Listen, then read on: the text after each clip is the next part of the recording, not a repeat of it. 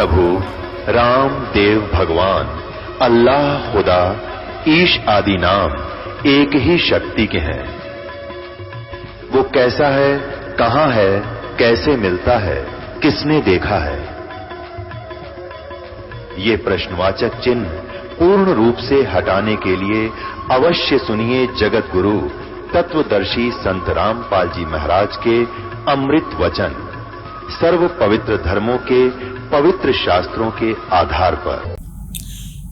अब इसे सिद्ध हो गया कि ब्रह्म की साधना करने से भी वो परम मोक्ष नहीं होता। कौन सा मोक्ष?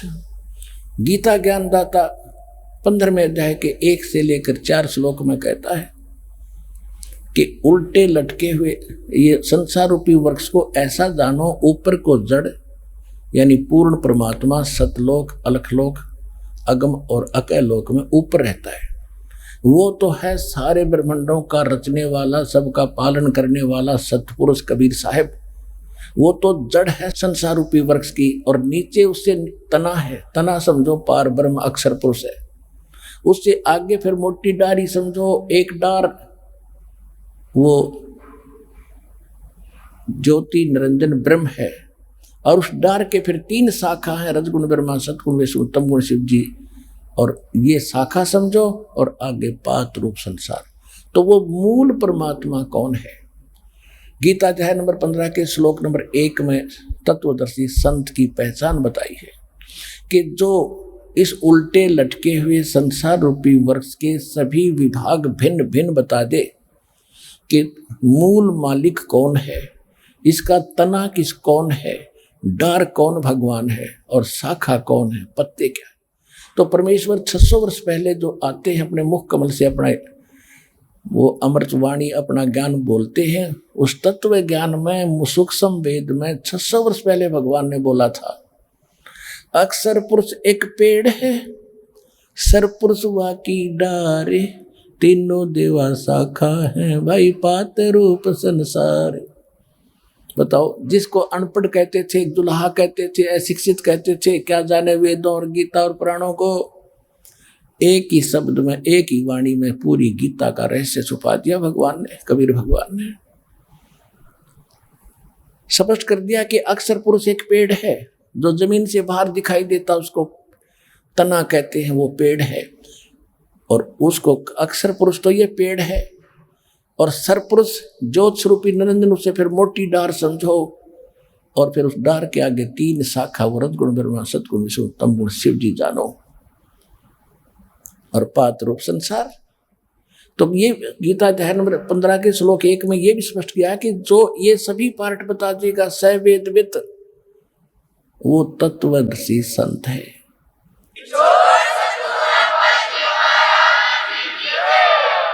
तो तत्वदर्शी संत की या दूसरी प्रथम तो भगवान ने बताया है कि वेद विधि सब कर्मा, जो सभी वेद शास्त्रों का ज्ञाता हो और वेद के अनुसार ही भक्ति मार्ग करता और करवाता हो।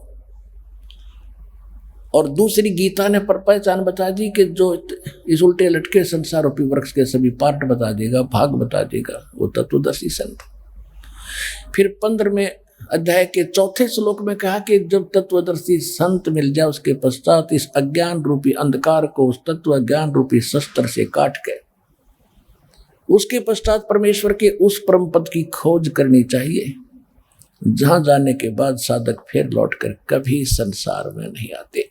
तो अपने को वो मोक्ष करवाना है जहां जाने के बाद फिर लौटकर नहीं आते। 18वें अध्याय के गीता में 62वें श्लोक में गीता ज्ञानदाता कहता है कि अर्जुन, तो सर्वभाव से उस परमेश्वर की शरण में जा, उसकी कृपा से तू परम शांति को और सनातन परम धाम शाश्वतम स्थानम, उस शाश्वत स्थान को जहां कभी विनाश नहीं होता, जिसका जहां परम शांति है, परम शांति, उसको प्राप्त हो जाएगा। तो पुण्यात्मा, जब तक जन्म और मृत्यु है वो परम शांति हो ही नहीं सकती। आपने स्वर्ग का इतिहास पढ़ा नहीं है, वहां भी ज्यों की त्यों राग द्वेष आग ईर्षा वासनाएं ज्यों की त्यों भरी है। एक गौतम नाम के ऋषि थे, स्वर्ग के राजा इंद्र हैं।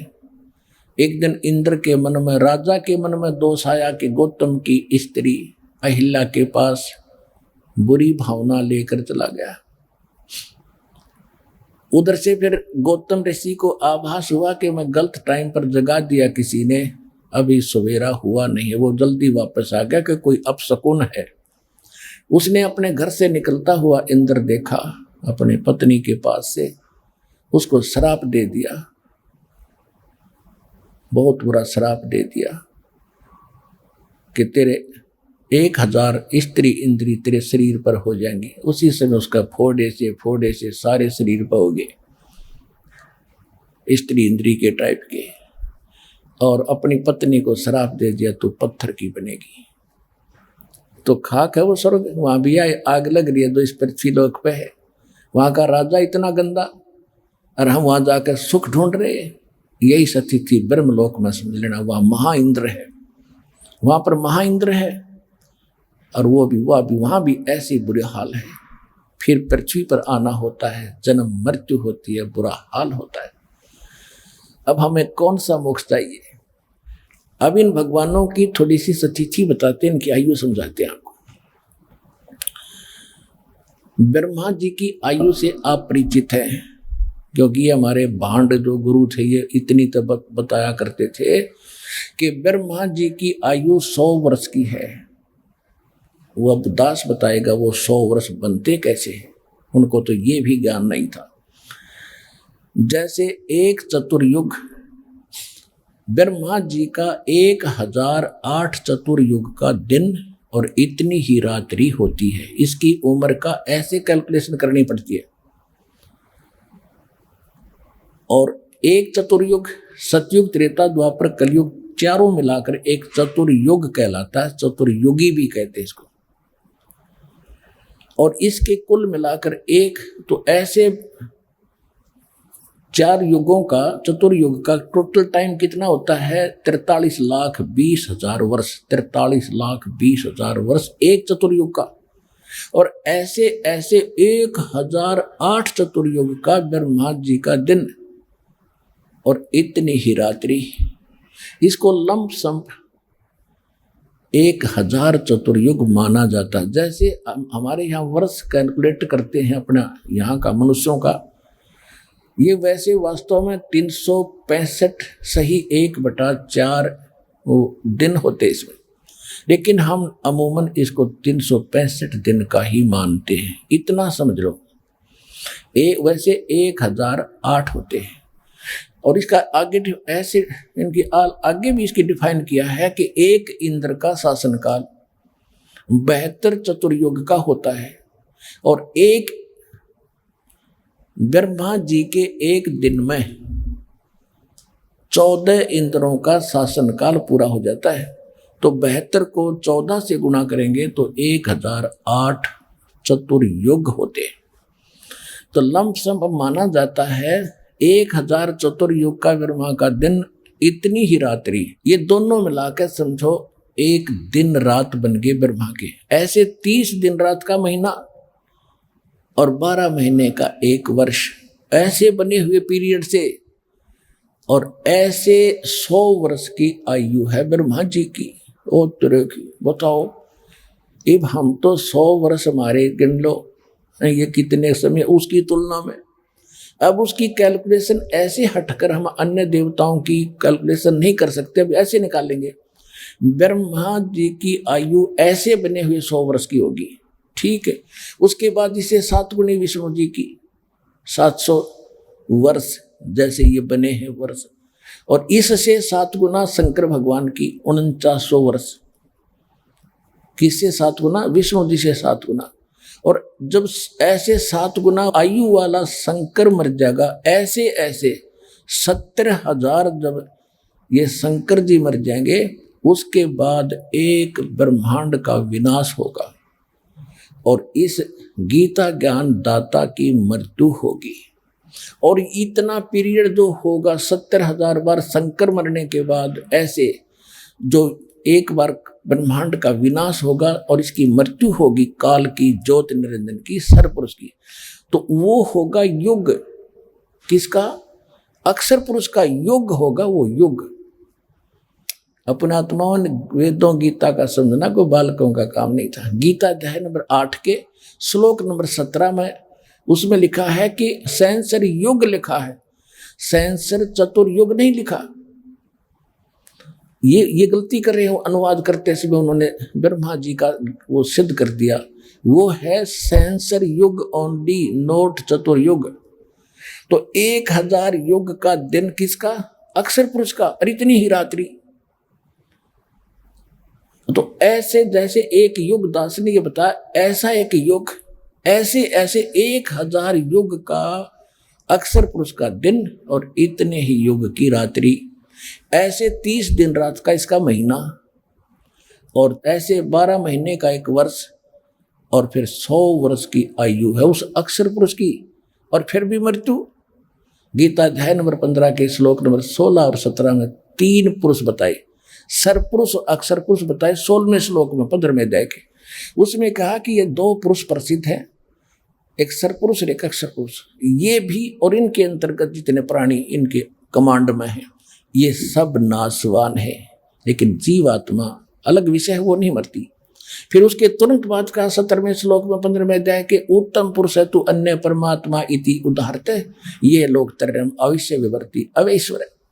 वो इन दोनों से कोई अन्य है, वो परमात्मा श्रेष्ठ भगवान उत्तम पुरुषोत्तम, और वही तीनों लोकों में प्रवेश करके सबका धारण पोषण करता है। वो मूल रूपी संसार है, संसार रूपी वृक्ष की मूल है, और वही वास्तव में अविनाशी है, अव्यय ईश्वर है। तो वो कौन है? और इनकी मृत्यु देख, इतनी लंबी आयु है अक्षर पुरुष की, फिर भी मृत्यु है, इसलिए इसको अक्षर कहने लगे। अक्षर माने अविनाशी होता है, लेकिन ये अविनाशी नहीं है, लेकिन अविनाशी से कम भी नहीं है। इतनी लंबी उम्र में मरेगा, लेकिन फिर भी मृत्यु है। तो सूक्ष्म वेद में कहा है, एती उम्र बुलंद मुर्गा अंतरे, सतगुरु लगे न कान न बैठे वो संतरे। इतनी लंबी आयु होने के बाद भी मृत्यु होगी, क्योंकि आपको वो तत्वदर्शी संत नहीं मिला। जो गीता अध्याय नंबर 4 के श्लोक नंबर 34 में जिसका वो वर्णन है, यजुर्वेद अध्याय नंबर 40 के मंत्र 10 में जिसका कहा कि वो धीरा नाम तत्वदर्शी संत ही सही सही मार्ग बताते हैं, उनसे सुनो। तो वो तत्वदर्शी संत आज विश्व में ये दास है। एक बार को आओ चाहे 100 बार सुन लो।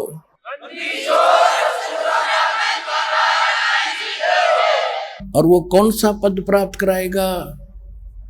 कोट जन्म तन भर मत होगे कुछ ना हाथ लगा रे, कुकर सुकर खरबया बोरे कौवा हंस बुगारे। मन तो चल रे सुख के सागर, जहाँ शब्द से दूरत ना हगर। अब सुख सागर किसे कहते हैं? शंखों लहर बेहर की उपजे कहर नहीं जा कोई, दास गरीब अचल अविनाशी सुख का सागर सोई। ओए होए पुण्यात्माओं, आप देखो यहाँ आए हो, यहाँ पर कदम रखते ही आपकी टेंशन 99% दूर हो जाती है भगवान के दरबार में आती। और फिर यहाँ पर कैसा सुख महसूस करते हो? एक मिनी सतलोक है। आपका सारा दिन रात का पता नहीं कैसे गया। सत्संग सुनते हो, फिर खाना खाते हो, बना बनाया भोजन मिलता है, बिछे बिछाए वस्त्र मिलते हैं, सब प्रबंध रखे है। आपके भाई बहनों ने आपके लिए बाथरूम बना रखे हैं, नहाने का धोने का एक जैसी व्यवस्था है। तो यहाँ आपको क्या दिक्कत है? समय का पता नहीं चलता, 5 दिन 4 दिन कैसे गए। ये सतलोक में ऐसा ही है। ये तो एक कंजक्टेड सा क्षेत्र है, वो तो बहुत खुला, और वहाँ भगवान की चर्चा भी आपको ऐसे सुनाई जाती है। समय है वहाँ आपका कहीं सत्संग चल रहा है, मालिक सुना रहे हैं, आप वहां भी सुन सकते हो, फिर कहीं घूम रहे हैं, यानी ऐसे समय जाता है, सारी चीज सुविधा उपलब्ध है। कभी खुद चर्चा करते हैं दाता की, नीचे से गए हुए तो बहुत रोते हैं, हमने जुल्म करा है भगवान, देख कैसे नीच थे हम, कहाँ गंद नरक में गिरे थे। सौ शुक्र मनाते हैं उनका और उनका धन्यवाद करते हैं कि तुम फंसे नहीं हमारे साथ, धन्य है तुम्हारी बुद्धि को, जो पहले वहां रह गए तो हमारे साथ इस गंदे लोक में नहीं आए। तो इस प्रकार वहां समय हमारा व्यतीत होता है। तो कभी कभी ये दास बहुत बार होता है वैसे मेरे साथ, तो जब अकेला होता हूँ और बालक की याद सताती है, अंदर से ऐसी हिलोर उठती है कि दुश्मन भी दुश्मन नजर नहीं आता, अपने से दिखते सारे। जैसे किसी से कोई कहा सुनी हो भी जाती है तो उस समय ऐसा लगता है जैसे अपना सा ही वह है, वो भी कोई किसी का पराया नहीं है। तो वो थोड़े से समय के लिए होती है, वो न्यारा आनंद होता है, फिर वो चली जाती है। तो कोशिश करने के बाद भी उस व्यक्ति के विषय में वो भावना नहीं बनती जो उस समय उस लहर के दौरान थी। तो परमात्मा कहती वहां पर शंखों लहर मेहर की उपजे, वो मेहर की लहर थी और फिर कहर हो गया, वो न्यू का न्यू, ऐसे है वैसे कैसे क्यों बोला वो, उसने ऐसे कैसे कह दिया मेरे को, ये कर दूंगा वो कर दूंगा। ये तो आग में जल रहे हैं, यहाँ पर कहर है हमारे ऊपर। शंखों लहर मेहर की उपजे, कहर नहीं जा कोई, दास गरीब अचल अविनाशी, सुख का सागर सोई। मन तू चल रे सुख के सागर, जा शब्द से दूरत नागर। अब क्या बताते हैं, कोट जन्म तन भर मत होगे, कुछ ना हाथ लगा रे, कुकर सुकर खरबया बोरे, कौवा हंस बुगारे। कोटि जन्म तू राजा की, ना मिटी न मन की आशा, भिक्षुक होके दर दर घूम्या, मिला न निर्गुण राजा। इंद्र कुबेर ईश की पदवी, ब्रह्मा वर्ण धर्म राया, विष्णुनाथ के लोक को जाके फिर भी वापस आया। असंग जन्म तन मरता होगे, जीवित क्यों न मरे रे, द्वादश धर्मद महल मठ बोरे, बहुर न देह धरे रे। दोजक भ्रष्ट सभी ते देखे, राजपाट के रसिया, तीन लोक से तरपत नाही, ये मन भोगी खसिया। सतगुरु मिले तो इच्छा मेटे, पद मिल पदे समाना, चल हंसा उस लोक पठाऊं, जो आदि अमर अस्थाना। चार मुक्ति जहाँ चंपी करती, माया होरी दासी, दास गरीब अबे पद पर से, वो मिले राम अविनाशी। पुणात्माओं, धन्य है आपके माता पिता जिनसे जन्म हुआ, और धन्य है आपके संस्कार जो आपको यहाँ ले आए। किसी भी कारण से आप आ गए भगवान के दरबार में, आपके पुण्यों की कमी नहीं है। कमी रहेगी तो आपके विवेक की रहेगी, आपके समझ की कमी रहेगी, जो आप शीघ्र यहाँ नहीं जुड़ोगे, बहुत पछताओगे, बहुत रोओगे इस गए हुए समय को। अब आपको क्या बताया जा रहा है कि हमें कौन सा मोक्ष चाहिए। अब सभी जैसे विष्णु का पुजारी तो विष्णु की पूजा करेगा, विष्णु भी नाशवान, आप भी जन्म मृत्यु में, सबकी स्थिति आपको बता दी है। अब अविनाशी परमात्मा की भक्ति करने से लाभ होगा, और उसकी भक्ति ना करने से आपको ने कितनी कितनी क्या क्या आपदाएं झेलनी पड़ी। कोट जन्म तन भर मत होगे, कुछ ना हाथ लगा रे, कुकर कुत्ता सुकर सुअर खरगदा और कौवा हंस बुगारे। ये शरीर तूने भोगे, कुत्ते गधे सुअर की होय होय।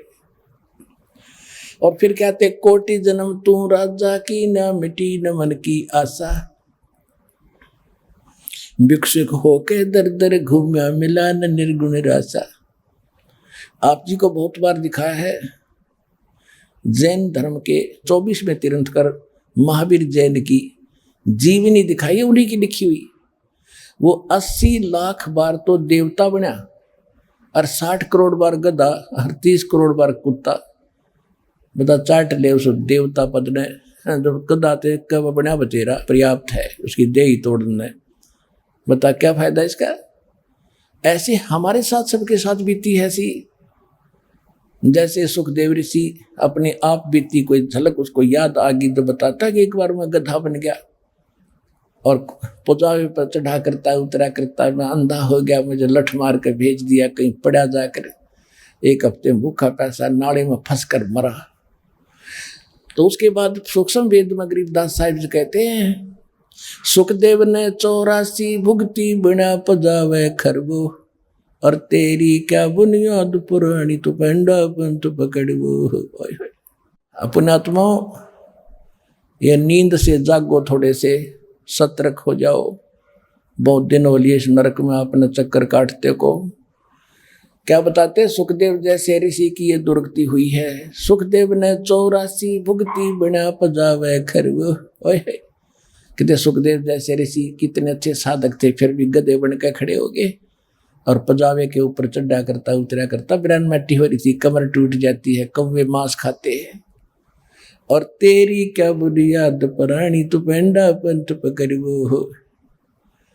तो वो पंथ पकड़, वो पैड़ा माने मार्ग, वे ऑफ वर्शिप, पूजा की पद्धति, पद वो संभाल जिससे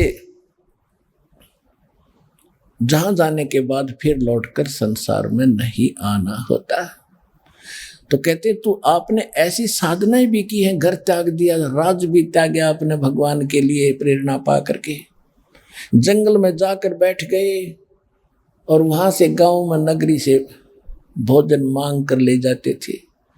रोटियां 5, 7, 10 ले गए, 4 रोटी खा ली, बाकी कपड़े में बांध कर वृक्ष के टांग दी, वो सूख गई। 2-3 दिन उन्हीं को भिगो भिगो कर आपने खा के भक्ति की, लेकिन शास्त्र विदिता कर मनमाना आचरण किया। अपनी ये कंप्लीट भक्ति ना मिलने से ओम तक की साधना की, उससे आपको क्या मिला। कहते कोट जन्म तू राजा की, ना मिटी न मन की आशा, भिक्षुक होके दर दर घूम्या मिला ना निर्गुण रासा। ये साधना ना मिली आपको, आप राजा भी बने, फिर कंगाल भी बने, गधे भी बने, भिखारी भी बने, और ऐसे ऐसे साधक भी आप रहे हो, जैसा दास ने भी बताया आपको। उसकी प्रतिफल में आपको क्या मिला। इंद्र कुबेर ईश की पदवी, ब्रह्मा वरुण धर्मराया, विश्वनाथ के पुर को जाके तू फिर भी वापस आया। होए होए, इंद्र स्वर्ग का राजा भी बने आप, ऐसी हठ साधनाएं कर करके, धर्म करके, तपस्याएं करके। और इंद्र कुबेर वित्त मंत्री है स्वर्ग के अंदर, कुबेर धन का देवता। इंद्र कुबेर ईश की पदवी है, ब्रह्मा विष्णु महेश तक की पदवी आपने प्राप्त की, क्योंकि ये तो मरेंगे। इसके बाद नई पुण्यात्माओं को काल अपनी पत्नी दुर्गा के गर्भ से ऐसे जन्म देता रहता है, उनको कोमा में रखता है। युवा होते ही ब्रह्मा के मरते दूसरा युवा बैठा देता, ब्रह्माणी भी मर जाती है, दूसरी पैदा होती है, ऐसे वो रखी जाती है। तो उसके बाद ये सावित्री, ब्रह्माणी माने सावित्री भी कहते हैं उसको। इसी प्रकार विष्णु के मरते दूसरा विष्णु बैठ जाएगा, ये 84 लाख योनियों में चला जाएगा। इंद्र कुबेर ईश की पदवी, ब्रह्मा वरुण धर्मराया, विश्वनाथ के पुर को जाके तू फिर भी वापस आया। अपने आत्माओं, इंद्र कैसे बनता है। इंद्र बनता है या तो यज्ञ करे 100 मन घी की, एक बार 100 मन घी प्रयोग करे, देसी यानी गाय का, भैंस का, और 100 मन घी जहां लगेगा जिसमें हवन भी होगा, भंडारा भी होगा, तो अन्य आइटम कितने लगेंगी अंडरस्टूड है। और उसकी कुछ कंडीशन है कि उसमें कोई बाधा ना हो, उसकी कुछ कंडीशन है, वो कंप्लीट रहे, टर्म एंड कंडीशन पूरी रहे। और 100 यज्ञ करे, ऐसी 100 यज्ञ करे, दी लास्ट वाली यज्ञ में भी कोई त्रुटि होगी, विघ्न पड़ गया तो सारी खत्म, फिर नए सिरे करो, दूसरा या तप करो। इन 2 तरीके से इंद्र की पदवी प्राप्त होती है। इंद्र जो वर्तमान में स्वर्ग का राजा को इंद्र कहते हैं, स्वर्ग के राजा को, जो 72 चतुर्युग तक ही शासन करता है। उसके बाद इसकी मृत्यु, ये गधा बन जाता है। नेक्स्ट इंद्र की पदवी के युग जो पंक्ति में होता है उसको बैठा दिया जाता। और दूसरे जो उसको एक हिदायत होती है कि तेरे शासन काल में यदि कोई इंद्र की पदवी प्राप्त करने योग्य धर्म या तप कर लेगा तो तुझे हटा दिया जाएगा बीच से, उसको बैठा दिया जाएगा उसी समय। तो ये चिंता बड़ी रहती है। आपको पता है राजा लोग तो मानस मरवा दें, सैनिक मरवा दो, हजारों अपने राज को सुरक्षित रखने के लिए। तो इंद्र ने हलकारे छोड़ रखे पृथ्वी लोक पे, गुप्त देवता उसके, और वो ये देखते रहते हैं। वो सीआईडी ऑफिसर हैं उसके, सीआईडी वाले हैं वो, और वो देखते रहते हैं कि कौन कैसी साधना कर रहा है। वो तुरंत बताते हैं कि ऐसे ऐसे उस जंगल में बैठा है, वो तपस्या इतने वर्षों से कर रहा है, सुनते हैं वहाँ बैठकर सबसे वो। तो इंद्र फिर क्या करता है, वहाँ स्वर्ग से देवी औरतें भेजता है सुंदर, और उनके तप खंड करवाता है या अन्य कोई बाधा दूसरे धर्म यज्ञ में करवाता है। एक मार्कंडे नाम के ऋषि बंगाल की खाड़ी में एकांत स्थान ढूंढ कर वहाँ साधना कर रहे थे। इंद्र को पता चला कि ऐसे ऐसे मार्कंडे नाम के गोसाई एक ऋषि बहुत समय से तपस्या कर रहे हैं। उसको चिंता बनी, टेंशन बनी कि तेरा राज जाएगा। उसने एक सुंदर औरत अपने लोक से भेज दी उसका तप खंड करवाने के लिए। अब उसको दे दिए, सारी सिद्धि दे दी उसने। आसपास के वातावरण ऐसा बना दिया जैसे एक फाल्गुन के उत्तर होता है, बसंत ऋतु जैसा बना दिया। और ऐसी मीठी मीठी धुन अपने आप बज रही है गाने की, और वो डांस करने लगी थोड़ी सी दूरी पर उस ऋषि के सामने। ऋषि की अर्ध आंखें खुली थी, अर्ध बंद थी, ऐसे करके कभी खोल रहा था कभी बंद कर रहा था। वो काफी देर डांस करती रही, नाचती रही, पर ऋषि मुस्काए तक नहीं। अंत में निवस्त्र होगी। तब ऋषि ने कहा कि हे बेटी, हे माई, हे बहन, आप किस लिए आए हो, आपका उद्देश्य क्या है? वो शर्मिंदा होकर के उसने वस्त्र पहनकर कहा कि ऋषि जी, मेरे स्वरूप को देखकर यहाँ के अन्य बनखंड के जो ऋषि थे, तपस्वी थे, वो तो सभी कंडम हो गए, लेकिन आप ना जाने आपकी समाधि कहाँ थी, आप पर असर नहीं हुआ। तब मार्कंडेय ऋषि ने कहा कि जहाँ मैं समाधि से गया हुआ था वहाँ तेरे जैसी तो उन नाचने वालों की 7 नौकरानी थी, बंदी थी, वो इतनी ब्यूटीफुल है तुमसे, तो तेरे को क्या देखूं मैं? अपने आत्माओं विचार करना। जैसे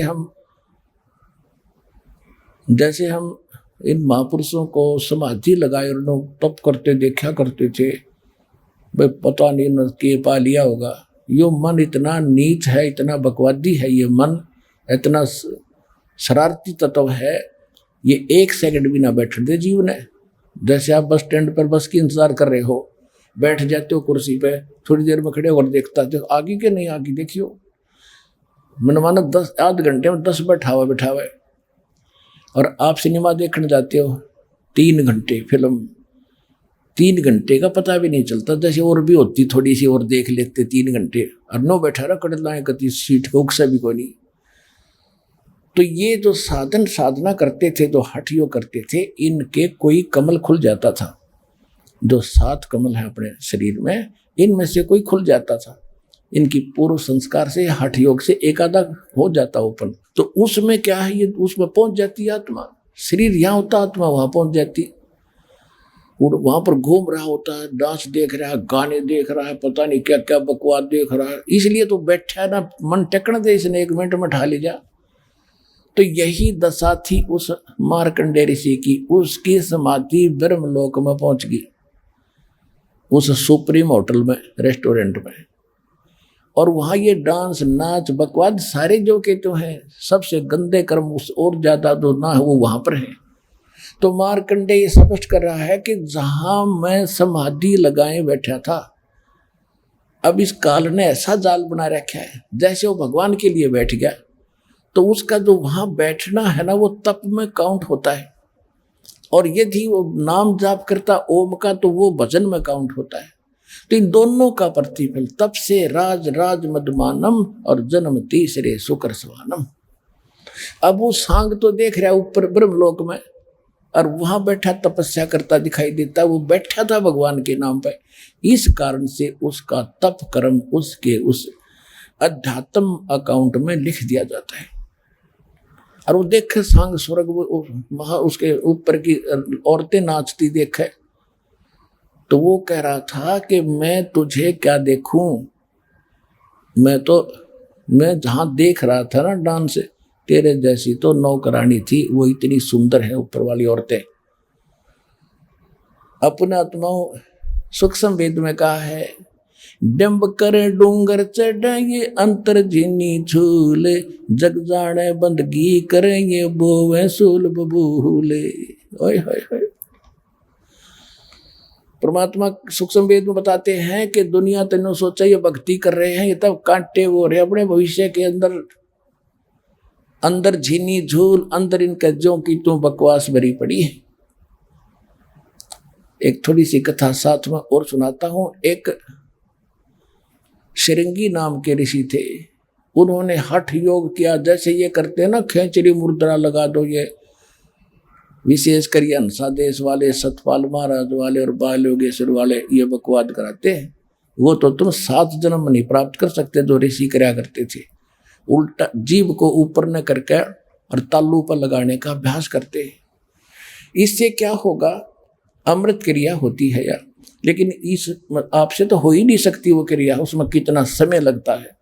पहले ऋषि लोग लंबी आयु होती थी, तो वो क्या करते थे ये मूर्ख, के पहले भक्ति योग्य बनते हैं, इन सब वासनाओं का नाश करते हैं, फिर भक्ति करेंगे। तो वो जब वासनाओं का नाश हो गया, फिर भक्ति की जरूरत क्या रहेगी? भक्ति ही तो इन वासनाओं का नाश करेगी, फिर तो आप भगवान बन गए। अगर ऐसे आपके जो शास्त्र विरुद्ध साधनाओं से ये वासनाएं नाश होती, तो इन सदग्रंथों की क्या आवश्यकता थी? तो उसमें क्या किया उसने? अभ्यास किया खेचरी मुद्रा का, ऐसे तालुबों पर जीव लगा कर नो। उससे क्या होता है कि इस अभ्यास से जब तालु तक जीभ लगना शुरू हो जाती है और काफी समय तक लगी रहती है, ऊपर से एक हमारे यहाँ ऊपर अंदर इस तालु के ऊपर एक छोटा सा जैसे अंडा देखा हो मुर्गी का, और वो फूट जाए, उसका भी चौथा हिस्सा फूटे हुए का, ऐसा एक स्थान है हमारे अंदर इस तालु के ऊपर। और शरीर से जो हमारे एक अमृत भी बनता है अंदर, जैसे सभी आप देख रहे हो कैसे कैसे आइटम बनते हैं शरीर में, और जिससे संतान उत्पत्ति होती है, पदार्थ भी बनता है, ऐसे अमृत भी बनता है। लेकिन वो अमृत शरीर में ना जाकर के सीधा नाभि पर पहुंचता है। नाभि के चारों ओर एक कुंडलनी शक्ति है, कुंडलनी एक नागिनी है, एक नाड़ी है, उसका मुंह ऐसे है सर्प की तरह, और वो उसके ऊपर आके गिरता रहता, वो सारा का सारा वो भस्म कर देती है, खत्म करती है। और श्वास के जो ये लोग क्या करते हैं, श्वास क्रिया करते हैं, उससे सूक्ष्म श्वास हो जाने से वो उसका मुंह नीचे को हो जाता है, फिर वो शरीर के अंदर प्रवेश होना शुरू होता है वो अमृत जो है। और वो क्या है, जैसे तालु का जीभ लगाएंगे तो वो फिर वहां से एक वाल सा टिका है उसके ऊपर, वो वाल हट जाएगा, बिल्कुल सूक्ष्म सा है, तिल से का भी चौथे हिस्सा ऐसा वाल है, फिर उससे एक सुराख है बाल जैसा, उसमें से वो अमृत फिर हमारे नाभि के ठीक ठिकाने गिरता जाके, और नाभि से फिर सब आहार चलता, तो उसको भूख बंद हो जाती है। अब श्रृंगी ऋषि जी ने ये क्रिया कर ली, और अयोध्या के बनी में पहले आसपास जंगल बहुत होते थे, उसमें बैठ गया जाकर, और वृक्ष की तरफ मुंह करके बैठ गया समाधि लगा के। अब भगवान की खोज में शब्द घूमते हैं, जाके देखा एक साधु आया हुआ है, 1 दिन देखा, 2 दिन देखा, 10 दिन देखा, 20 दिन देखा, महीना देखा, कि ये ना कोई फ्रेश होने जाता है, ना कुछ खाता है, एक बार वृक्ष के जीभ लगाता है, ऐसे चाटता है, फिर बैठा ही रहता है। चर्चा का विषय बन गया कि ऐसा महापुरुष देखा ना सुना, इधर उधर की दुनिया देखने आने लगी। उस समय राजा दशरथ अयोध्या के राजा थे, उनकी एक लड़की थी। उसके बाद ये चारों पुत्र तो बहुत बाद में हुए हैं। तो उस लड़की थी जो दशरथ जी की, उसको भी पता चला कि एक साधु संत है, तो उसमें लड़कियों को माता पिता फ्री छोड़ते थे, साधु संतों के पास जाओ बेटा, अपना अच्छे विचार सुनो, दर्शन करो, पुण्य कमाओ। तो अपनी माताओं के साथ वो वहां गई और सहेलियों के साथ देखा दूर से।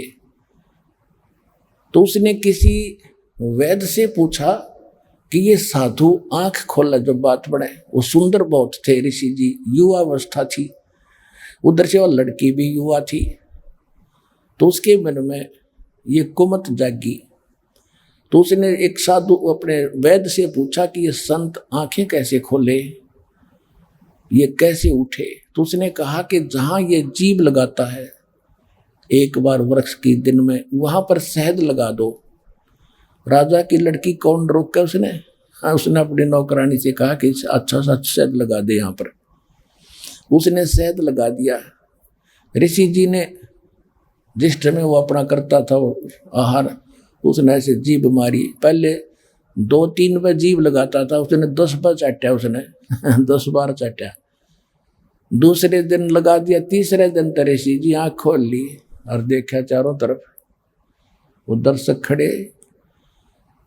अगले दिन वो भोजन बना के ले गई थी, खाना खिला दिया, खीर ख्यार उसताई। फिर अपने पिताजी से प्रार्थना की कि पिताजी मैं दीक्षा लेना चाहती हूँ, महापुरुष से दीक्षा ले ली। फिर वो उस लड़की लेकर भाज गया पंडित जी, राजा दशरथ की लड़की को, उससे विवाह कर लिया उन्होंने। फिर तो परमात्मा कहते हैं विकार मरे मत जानियो जो भूबड़ में आगे। ये विकार मरेंगे इस भक्ति से जो दास बताता, सांस के सिमरण से, ऐसी सचिति हो जाएगी आपकी। अब मार्कंडेय ऋषि ने कहा कि तेरे से कोई और सुंदर हो उसको भेज। तब उर्वशी ने कहा कि मेरे से सुंदर स्वर्ग में कोई नहीं है, मैं सबसे सुंदर और इंद्र की पटरानी हूं। और आप एक बार इंद्र लोक में चलो। मार्कंडेय ऋषि ने कहा कि बेटी इंद्र मरेगा जब तू क्या करेगी कि मैं 14 इंद्र वरूंगी, 14 इंद्र पति बनाऊंगी। अपने आत्मा देखो हम कितने समय से भटक रहे, कोट जन्म तन भर में हो गए, कुछ नहीं हाथ लगा रहे। तो उस पुण्य आत्मा जो इंद्र की पत्नी बनी हुई है, स्वर्ग की रानी, महारानी, तो उसने अपने मनुष्य जीवन में कितने पुण्य किए होंगे, कितनी भक्ति की होगी, कितनी लंबी आयु प्राप्त कर ली, कितना सुख समय का उसने पुण्य कर लिए। वो कहती है कि इंद्र 72 चतुर्युग का जीवन पूरा करके मर जाएगा, दूसरा इंद्र गद्दी पर आवेगा, मैं उसकी भी पत्नी रहूंगी, मैं जीवित रहूंगी। और मार्कंडेय जी को इतना तो पता ही था कि ब्रह्मा भी मरेगा, इंद्र भी मरेगा। तो उसने कहा कि वो 14 इंद्र भी मरेंगे, तब तू क्या करेगी भाई? 14 इंद्र भी मरेंगे तब तू क्या करेगी? तब भी तो मरेगी। हाँ, मैं जितने इंद्र भोगूंगी वह तो गधे बनेंगे मृत्यु के उपरांत, और मैं गधी बनूंगी मृतलोक में जाके। मार्कंडेय ऋषि कहने लगा कि फिर मुझे ऐसे गंदे लोक में तू क्यों ले जावे थी, जहां का राजा गधा बने, रानी गधी बने। तो क्या कहती है, मैं अपनी इज्जत रखने के लिए, नहीं तो वहां मेरी हंसी करेंगे, मजाक करेंगे, तू वहां पर हार कर आगी ऋषि के सामने, इसलिए एक बार चल पड़ो। तो मार्कंडेय ऋषि कहने लगा, रे भूतनी तू आज भी गधी 14 खत्म करेगी, हर मरने के बाद तो खुद कह रही है मैं गधी बनूंगी, बाढ़ में जा तेरा इस इंद्र लोक में 5 पैर भी ना रखूं मैं। अब इतने में इंद्र स्वयं आ गया और इंद्र ने कहा कि महाराज आप जीते, हम हारे, विधान अनुसार आप इंद्र की गद्दी प्राप्त करो। मार्कंडेय ऋषि ने कहा, रे इंद्र तू क्या बात करता है, इंद्र ता राज कागदा बेस्टा ना भोगा इंद्राणी नो। कहते मेरे लिए तो काग की बीट है, और सुन छोड़ इस इंद्र के लोक को, तुझे भक्ति बताता हूं ब्रह्मलोक की, चल वहां ब्रह्मलोक में कितना सुख है। अब इन ब्राह्मणों ने, पंडितों ने, ब्रह्म लोग तो ऊपर ज्ञान नहीं था, ये उसने फाइनल मान रहे थे। तो इंद्र क्या कहता है, देखो प्रत्यक्ष पता उसको गधा बनेगा, और फिर भी कहता फिर देखूंगा महाराज जी, फिर देखूंगा, फिर कभी तो मौज करने दो। फिर क्या देखा, गधा बनने पाचा, फिर तो कुम्हार देखेगा। भाई साहब देखना, अब देखो, अब जैसे आप किसी मित्र रिश्तेदार के पास जाते हो, उसको समय पर टूक मिल रहे हैं, कोई अच्छा पद प्राप्त है, कोई डॉक्टर, इंजीनियर, IAS IPS, जज, मंत्री, मुख्यमंत्री बना हो, उस, और वैसे भी समाज में थोड़ी बहुत ठीक सी उसकी इज्जत हो, उसको कह के देखो ऐसे, और सारी मान भी लेगा क्योंकि पुण्य आत्मा। फिर नुका फिर देखांगे, फिर खाक देखा गदा बने पास, फिर तो कुम्हार देखेगा, 2.5 मन का बोरा कड़पा मारेगा लठ। देखना, अब देख बुराई छोड़, आसत लोक आश्रम भरवाला, जिला हिसार में कल्याण करवा ले। ये है तरीका।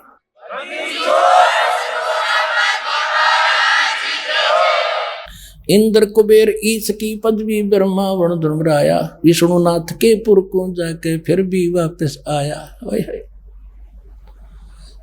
असंग जन्म तन मरत्या होगे, जीवित क्यों न मरे रे, 12 मध्य में अलमठ बोरे, बहुर न दे थरे रे। असंख्य जन्म तन मरत्या होगे, और एक बार जीवित मर के देखो। जीवित मरना है, एक तो ये है कि हम अपनी भक्ति मर्यादा के अनुसार चलें, संसार के चोचलों को ना देखें। कोई कोठी 2 बना रहा है, 4 प्लाट खरीदने जा रहा है, खरीदने दे, ढोंड दे डले, तो गोबर का भूंड है। अपनी सीमा में रहें, सीमित खर्च करो, लोक लाज की तरफ देखकर अपने कर्म बिगाड़ो मत, चाहे आपको कितना कष्ट सहना पड़े। यूं भी जीवित मरना है, यानी मरने के बाद उस शव को कितना पीटो छेतो, उसके क्या असर है। तो यहाँ संसारिक जो व्यंग है, संसारिक ताने हैं, या कोई और यातनाएं हैं संसार की जो समाज के कारण दी जाती है, उनको सहन करो, बोलो मत, भगवान पर विश्वास रखो। जीवित मरना एक ये है। दूसरा जीवित मरना ये है कि जैसे आप यहाँ के लिए चलते हो, सतलोक के लिए, आश्रम के लिए, सत्संग के लिए, तो मन में पता नहीं क्या क्या प्रेरणा आती है, ये नुकसान हो जाएगा, वो हो जाएगा, फिर देखूंगा, फिर मैं मतलब इससे भी ज्यादा हो जाए अगली बार। तो उस समय ये सोच ले, जैसे हम किसी काम बस रात्रि में नाइट सर्विस करके जाते हैं, फिर वापस आने की सोचते हैं। ऐसे एक व्यक्ति, घना जरूरी काम था, नाइट सर्विस से जाकर वापस आने की सोच कर गया था, फिर ये काम करूंगा नहीं तो बात बिगड़ जाएगी। वह नाइट सर्विस एक्सीडेंट होगी, उससे मर गया। वह स्पीड खींच रहा था, वह भी खत्म हुई, जीवन भी परमानेंट गया, और वो काम जितना अनिवार्य था, जिसको वापस आकर रात को ही आप वापस आकर के संभालना था, वो पड़ा का पड़ा रह गया। तो जब आप यहाँ से वहां से चलो और ये मन बकवाद घटे, उस समय नो सोच ले मेरी मृत्यु हो जाए अब, तो फिर इसने कौन करेगा। जब तक आपकी बुद्धि यहाँ नहीं सेट होगी, आप सतलोक बस आश्रम बरवाला में नहीं आ सकते। काल ने इतनी बाधाएं बना रखी। और फिर आप देखियो, आप इसके नाम चल पड़ो। कहते मात पिता सुत स्त्री, आलस बंधु काने, संत मिलन को जब चले, ये अटकावे आने। इनका अटकाया अटके नहीं, और संत दर्श को जावे, कहे कबीर सो संत है भाई आवागमन न सावे। ते मात पिता सुत स्त्री, छोटे बच्चों को माँ बाप बाधा करते जिनको ये ज्ञान नहीं। और किसी भक्त के को ये लगन लगी तो उसकी पत्नी को ज्ञान नहीं, वो पत्नी बाधा बनती है। किसी की पत्नी को ज्ञान हो गया तो पति दुश्मन बन बैठ जाए, लाठी लेकर बैठ जाएगा, नहीं जाएगी, वहां नहीं जान दूंगा। फिर आलस, आलस, फिर देखेंगे, एक कद फिर देखेंगे, गर्मी ज्यादा है, सर्दी ज्यादा है, ये बहाना और आलस। और बंधु कान, लोक लाज, ये लोग क्या कहेंगे, तीसरे दिन सत्संग में जाता है, क्या कहेंगे, पता ये क्या कर रहा है, ये तो ये क्रिया भी नहीं करता, ये भी नहीं करता, बता क्या कहेंगे। कहते नहीं, लोक लाज के कारण यो जीव गया बिगो, और जब यो कुल के कर लेगा तो 4 पाया का हो। आज तो लोक लाज के कारण नहीं क्रिया करेगा, कल न गधा बन जाएगा, ये लोग के कुल के लोग तेरे को क्या बचाव करेंगे, मूर्ख है भले पुरुष। तो कहते हैं संत मिलन को मात पिता सुत स्त्री आलस बंधु कान और संत दर्शकों जब चला ये अटका में आन। इनका अटकाया अटके नहीं, इनका डटा डटे नहीं, और संत दर्शकों जाए कहे कबीर सो संत है उसका आवागमन न साए। अब जैसे आप चलते हो तो ये सोच लो कि आप मर गए, मृत्यु होगी, आप यहां आगे 4 दिन 5 दिन, और जब यहां अपना काम भगवान कोड़ा करके जब जाओगे, अगर कोई छोटा मोटा हानि हुई है तो फिर पूरी कर लेंगे, क्योंकि जीवन है। यदि परमानेंट टिकट कट गई, परमानेंट मर गया, जब कौन संभालेगा, उन ठेकेदार बना बैठा। इसको कहते जीवित मरना। असंग जन्म तन मरता होगे, जीवित क्यों न मरे रे। 12 मध्य महल मठ बोरे, बहुर न दे धरे रे। आज के सत्संग का विषय है कि हमने कौन सा मोक्ष चाहिए। इस आज तक हमने 10वां द्वार गाटा जोड़ रखा था, इस आगे बुझी नहीं जाती। और एक जम्मू के अंदर है रांजडी में, उस मधु परमहंस फौजी साहब, उसका किता 11वां द्वार हाथ लग गया, लिखा किता कबीर सागर में। उसने यो डंडोरा पीट दिया, मेरे जैसा ज्ञान नहीं, मेरे पास जो वस्तु किसी के पास नहीं, घर में खिड़की पागी, घर में खिड़की पागी। 11वीं है इसका, 11वीं तो बात ना, उसको पता भी नहीं वो 11वीं है कहाँ, उस पढ़ी है, अनुभव नहीं उसे। बोली आत्मा का दुनिया का दुश्मन बनकर बैठ गए ऐसे ऐसे नकली संत।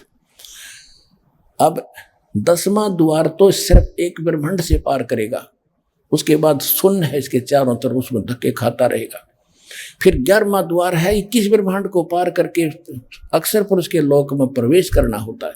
और 12वां द्वार है अक्षर पुरुष के 7 संग ब्रह्मांडों को पार करके आगे फिर एक द्वार आती है सीमा पर, वो सतलोक में 12वां द्वार पार करके प्राणी जाता है। कहते हैं असंग जन्म तन मरता होगे, जीवित क्यों न मरे रे। 12 दर महल मठ बोरे, उस 12वें द्वार के पार करके वहां है वो तेरा असली स्थान, जहां जाने के बाद बोरना दे धरे रे, जहां जाने के बाद साधक फिर लौट कर कभी संसार बन जाते।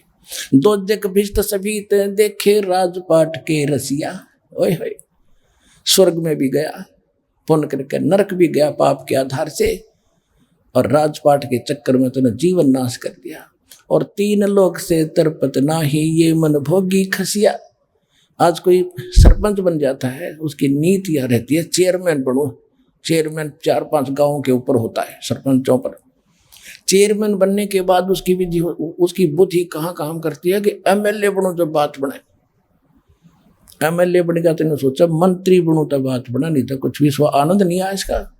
मंत्री बनने के बाद ये लगन रहती है कि मुख्यमंत्री बनूं तब पक्की चौधर हो, कंप्लीट को यानी फुल फ्लेज बनूं। और मुख्यमंत्री ने सोचा प्रधानमंत्री बनो। प्रधानमंत्री बना के ना बना, टिकट कटगी और फिर गधा बनेगा जबर, वो भी सोचे। अगम निगम को खोज ले, बुद्धि विवेक विचार, उदय अस्त का राज मिले तो बिन नाम बेगार। बेगार कति यानी बगैर इनकम की, पर्यटन को बेगार कहते हैं, तो एक पैसे की इनकम नहीं और खर्च घर से हो। और वो मूर्ख ऐसा जो काम करता वो शराब पी कर क्या करे। तो कहते हैं 2 जग भिष्ट सभी ते देखे, राजपाट के रसिया, 3 लोक से तरपत नाही, ये मन भोगी खसिया। प्रधानमंत्री बन गया, मान ले कोई प्रभुता का पात्र, ईब के करेगा। अब बता आगे कौन सा कदम रहेगा तेरा, राष्ट्रपति बन जाएगा, फिर क्या बनेगा। फिर पीछे तू पशुआ की जे गद्धा बैल बनाई, ये 56 भोग कहा मन बोरे, की कुरडी चरने जाई। ओए होए, टूटी कमर पजावे चड्डे कागा मन मास गिलाई। तो परमात्मा कहते हैं फिर पीछे तू खरकी जेगा, कुरडी चरने जाई, टूटी कमर पजावे चड्डे तेरा कागा मास गिलाई खाए। फिर क्या वो कहते हैं, जय सतगुरु की संगत करते सकल कर्म कट जाई, अमरपुरी पर आसन होते जहां धूप ना छाई। हम फिर आते हैं 2 जग भिष्ट सभी ते देखे, राजपाट के रसिया, 3 लोक से तरपत नाही, ये मन भोगी खसिया। इसको 3 लोक भी दे दे तो भी संतोष नहीं इस मन पापी के। कैसे होगा, सतगुरु मिले तो इच्छा भेटे, पद मिल पदे समाना। संत मिलेगा, इन इच्छाओं को काटेगा, समाप्त करेगा। किसके लिए ढो रहे हो डले, या कितने दिन तुम रहोगे, करोड़ रुपये जमा कर लिए, कल मृत्यु होगी, भगत कौन प्रयोग करेगा उसको। आप कुत्ता बन के घूम रहा होगा कोठी के चारों तरफ एक चौकीदार की तरह। सतगुरु मिले तो इच्छा मिटे, पद मिल पदे समाना, पद मिल पदे समाना।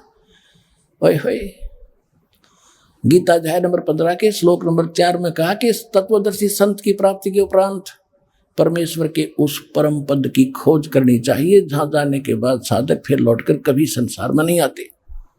तो यहां अब देखो, यहां ये है सुख संवेद, कोड वर्ड, पद मिल पदे समाना है। यहां एक पद का अर्थ है पद्धति, वे ऑफ वर्शिप, यानी पूजा की विधि पद्धति।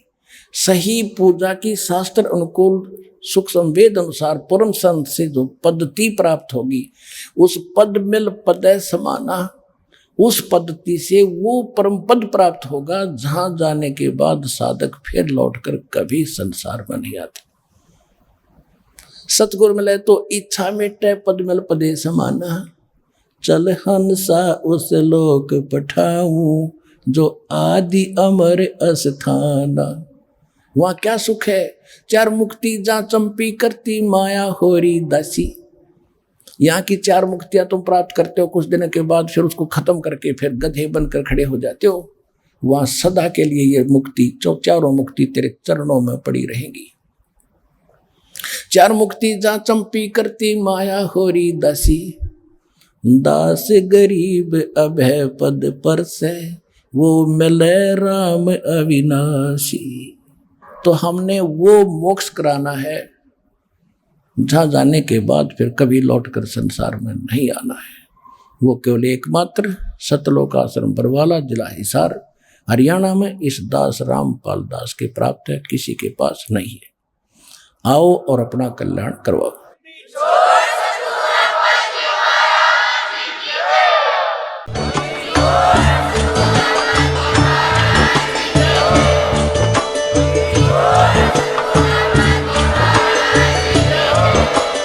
आप सुन रहे थे जगत गुरु तत्वदर्शी संत रामपाल जी महाराज जी के मंगल प्रवचन। अधिक जानकारी के लिए विजिट कीजिए हमारी वेबसाइट www.jagatgururampalji.org। संत रामपाल जी महाराज जी के शुभ आशीर्वाद से पूरे विश्व भर में 500 से भी ज्यादा नाम दीक्षा केंद्र हैं, जिन पर संत रामपाल जी महाराज जी द्वारा ऑनलाइन निःशुल्क नाम दीक्षा दी जा रही है। अपने नजदीकी नाम दीक्षा केंद्र का पता करने के लिए संपर्क करें 8222880541।